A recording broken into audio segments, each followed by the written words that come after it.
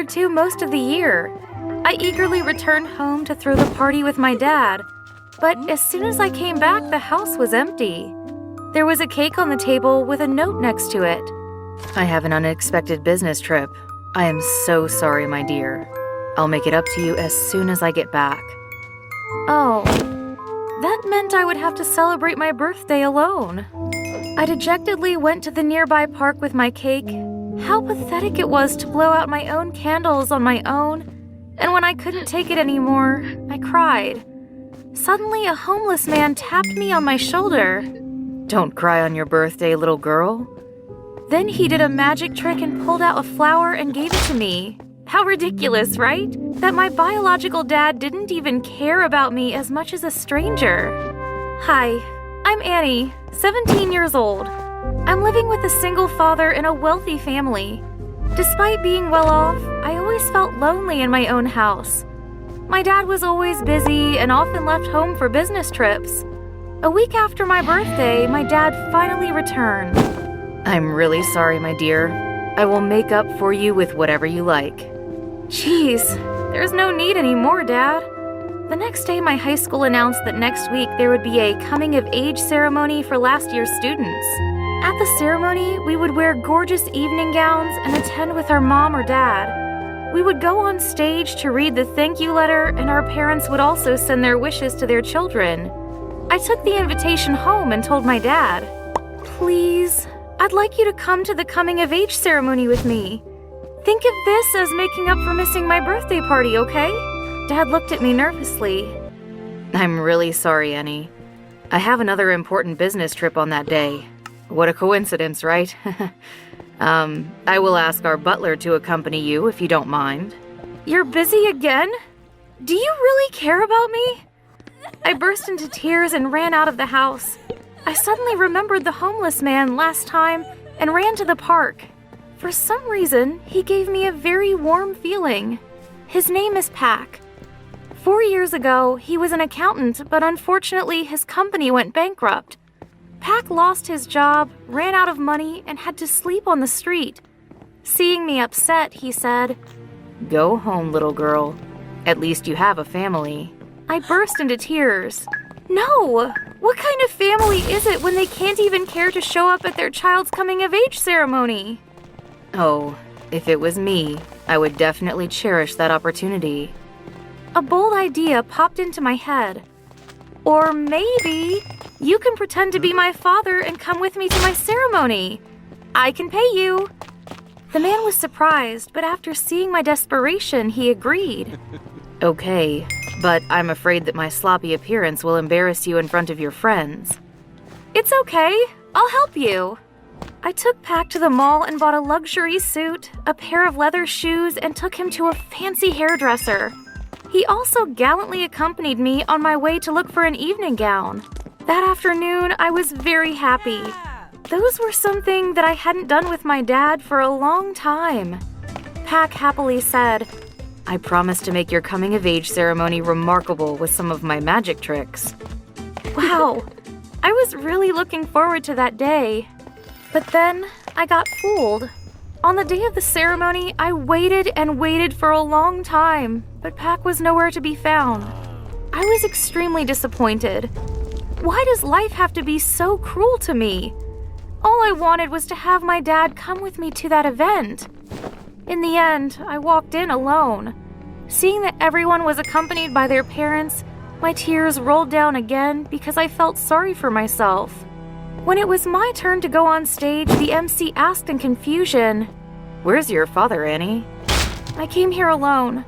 I wish my dad was here today, but that little wish couldn't even come true. Suddenly, from below the stage, a voice called out, Who said your dad can't come? Wasn't it Pack's voice just then? He walked from the audience to the stage in the suit I bought him and performed amazing magic tricks. The whole hall excitedly clapped and cheered for his impressive performance. Pack smiled and walked to the microphone. Dear Annie, life is like a magic trick. You'll never know what to expect. I wish you will always be brave to face whatever lies in your journey ahead. I am very happy that you gave me the opportunity to attend this ceremony. Will you give me a hug? I was moved to tears and stepped up to hug Pac. Suddenly, someone shouted, Stop! My dad angrily rushed to the stage and grabbed Pac's shirt. Who the hell are you? Stay away from my daughter, you rags.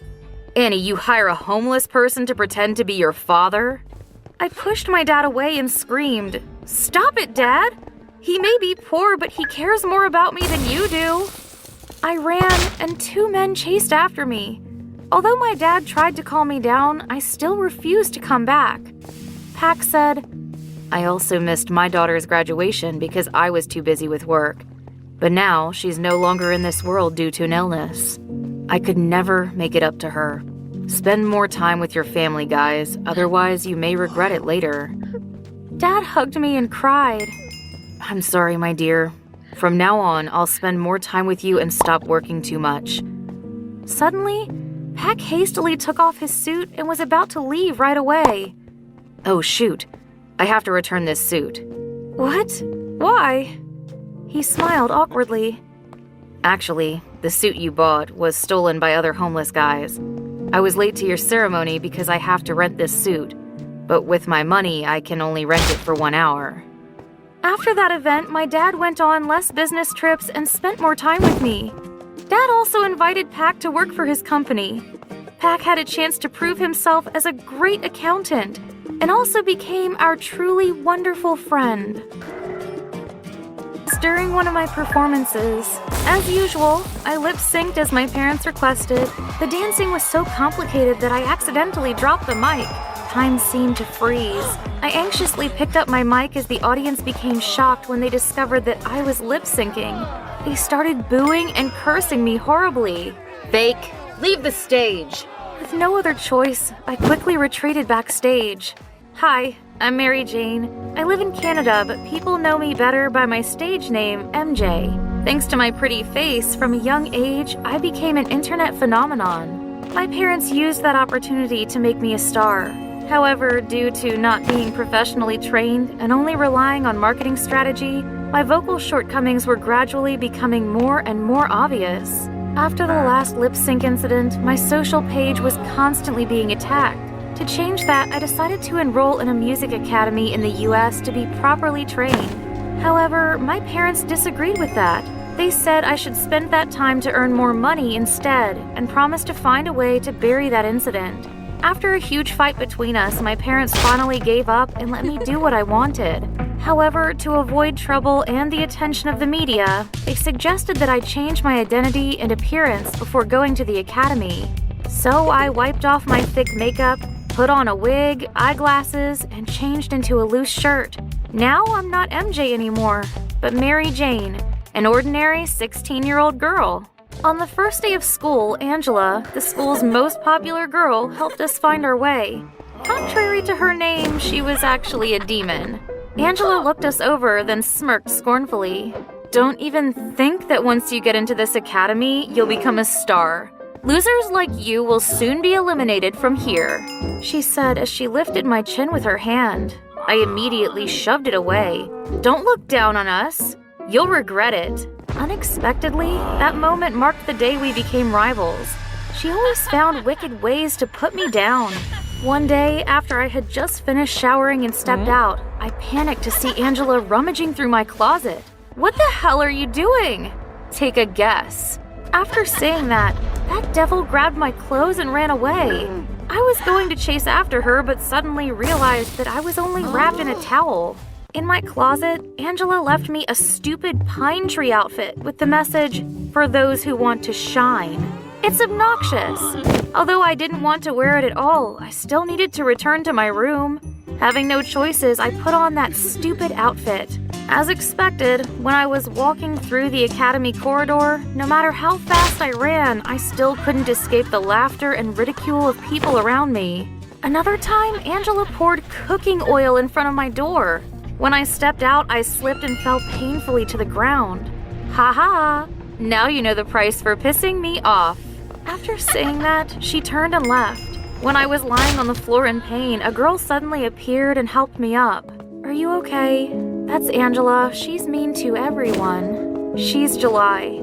Since then, July and I have become friends and we shared everything with each other. We were so close that I even told her about my true identity. At first, July was shocked, but she quickly got over it and still wanted to be friends with me. We helped each other both in study and in life. That day, we were informed about the annual music competition in our academy. It's the most important competition of the year that all the students want to win.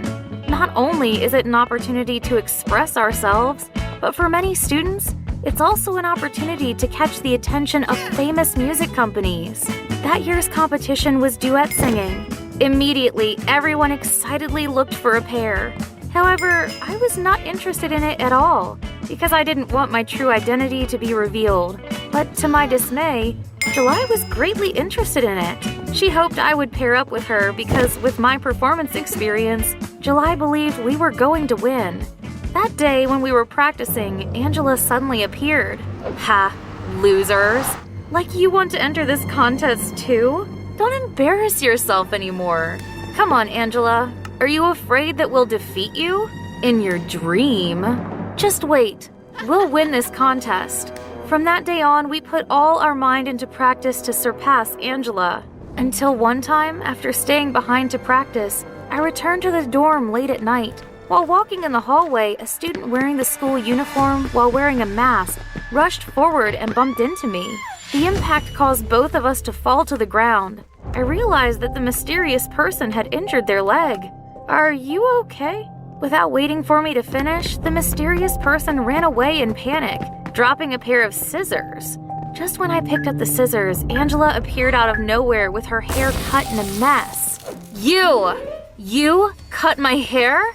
How dare you? Then she rushed to attack me. The loud noise caused everyone to wake up and come out to watch. While we were wrestling, my wig and eyeglasses dropped. Isn't that MJ? Someone shouted. Everyone else quickly recognized me and started filming. The fight only ended when the headmaster appeared and brought both of us back to his office. It was where I learned that Angela's hair was cut by someone while she was sleeping. When she found me with the scissors in my hands, she thought I was trying to get back at her. No matter how hard I tried to explain, because there were no security cameras there and due to my previous feud with Angela, I was deemed guilty. Not only was I suspended from the academy, my fight video was also spread all over social media. My parents from Canada quickly flew to the US to bring me home. It was a humiliating moment that I had to accept. When I was reaching for the suitcase on the top of my wardrobe, unfortunately it fell and hit my arm. That impact made my arm bleed. Everything sucks. Life just wanted to tear me down. Dejectedly, I went to the infirmary. After my arm was bandaged, the nurse gave me a notebook. It's done. Please sign this. Here? Yes, everyone who gets treated here has to do this. Her words suddenly gave me an idea. The stranger who bumped into me was a student because they were wearing a uniform. Also, because we both fell down and got injured, they would definitely have to go to the infirmary and have to sign that notebook. I quickly turned the pages and looked for the day of that incident and was shocked. You know what? Only July had come here that day with a leg injury. I brought that evidence to July to expose her. After a while, she finally confessed her misdeed. Your parents hired me to do this. What? My parents are behind this? Yeah, they want their golden child to be expelled and return to work soon, so they paid big money to hire me. Soon after, I brought the evidence I had to the principal to clear my name. He soon suspended July after what she did, and Angela, after knowing everything, was actually decent enough to apologize to me for her misunderstanding and the mean pranks she did. I also talked to my parents to expose their true faces and firmly decided to continue to stay in the US and keep pursuing my dream.